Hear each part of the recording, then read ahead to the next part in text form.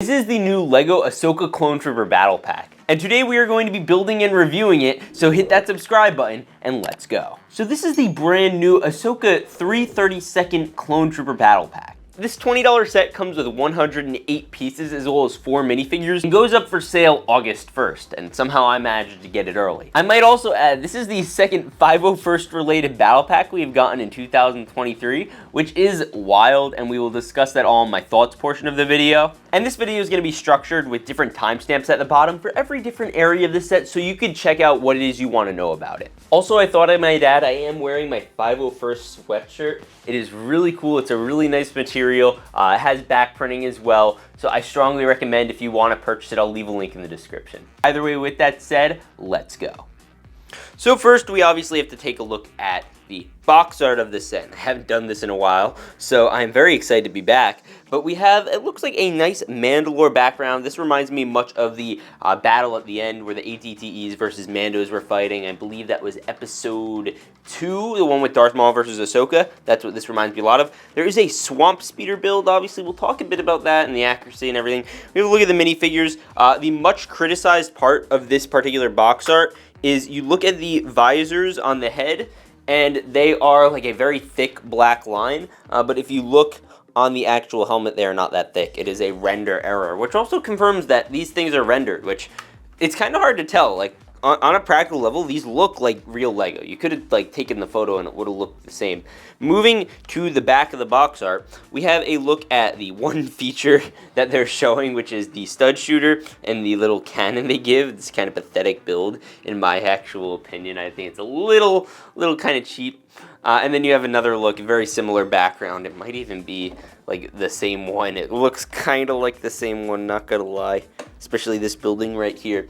All right, now let's build the set and then we'll take a look at the figures. Also, we have to take a look at the instructions. So they have this cruddy design again. I don't know why they keep doing this. They can't keep getting away with this. You have the little Captain Vaughn walking across the screen there. I like that. And you also have the minifigures being built. It feels like a lower grade of printing. Maybe that's just me. And then you go to the back. You get your piece count. You get all of your new sets. These are the ones, I guess, Mandalorian and Boba Fett based, and these are the new mech sets. And then my favorite slide is the Clone Wars sets. Now, the current Clone Wars sets are not like the best Clone Wars sets ever, but like 2 of them are battle packs, so like that's a W in my opinion. And then yeah, you have the win thing on the back. Nothing crazy. Now here's the first minifigure, and it is Captain Vaughn. Now this has been a highly criticized minifigure for a number of reasons, but I would like to point out the good things about it before we get into the more dicey territory. So the first thing you'll notice about him is he does have his little command insignia right there on him in his chest, which looks very similar obviously to regular 501st or 332nd printing rather. In terms of face print, he doesn't get anything special, just the regular clone head treatment, which is nice. And then on the back, he does get his jetpack print, very similar to that of the likes of Commander Cody. Now, I'm going to play devil's advocate here.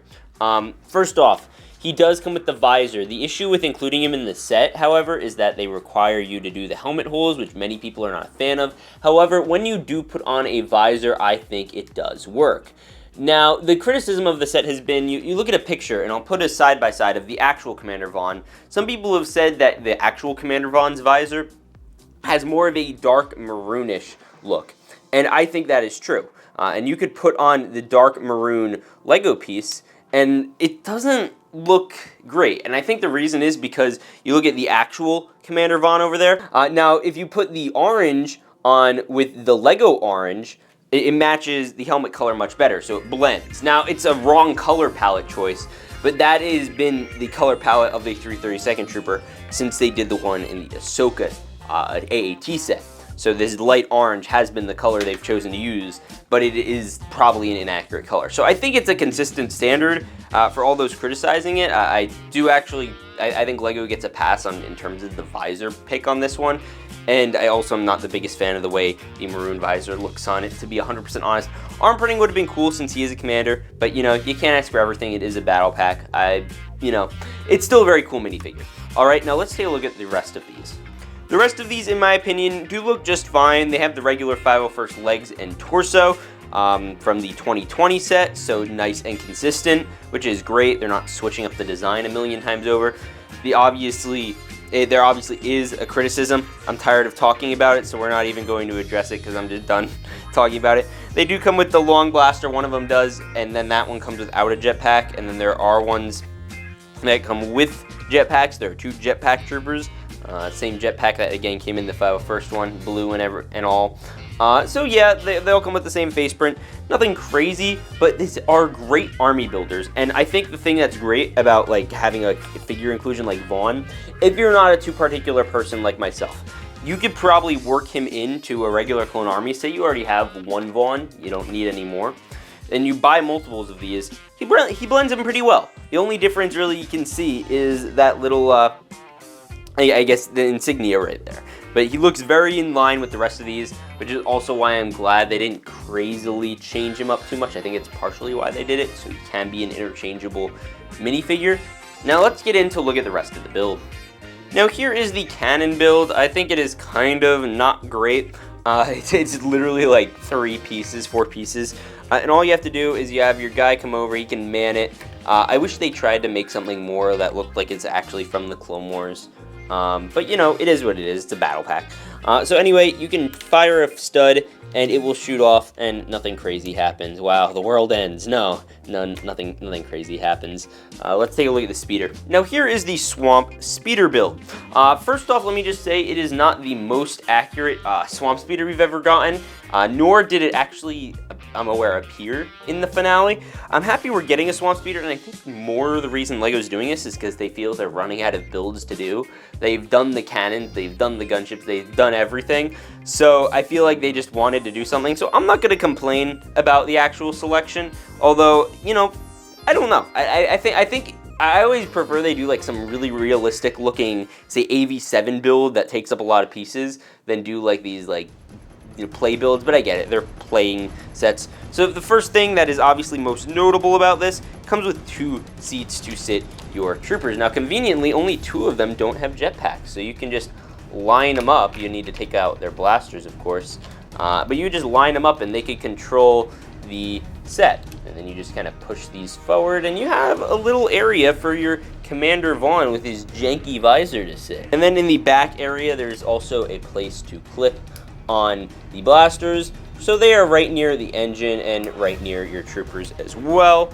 And you also do notice there is a little bit of a hover over these studs because on the bottom there is an extra little black layer to make it look like it's floating, if that makes sense. See that? Look, it looks like it's floating. And then we also do have 2 stud shooters in the front. They can shoot. I'm not going to shoot both of them because I don't want to lose more studs. The central build is held together by a lot of clips, and I think it looks good. It's very reminiscent of the previous Swamp Speeder designs, and by the time you put everything together, I'd say this about feels like a $20 battle pack. If they ever raise the price again in the near future, that is going to be just awful, because I don't think it should go above that. But then again, these mech sets are like 16 bucks now, so that's just $4 off, and you're getting 3 more figures in this.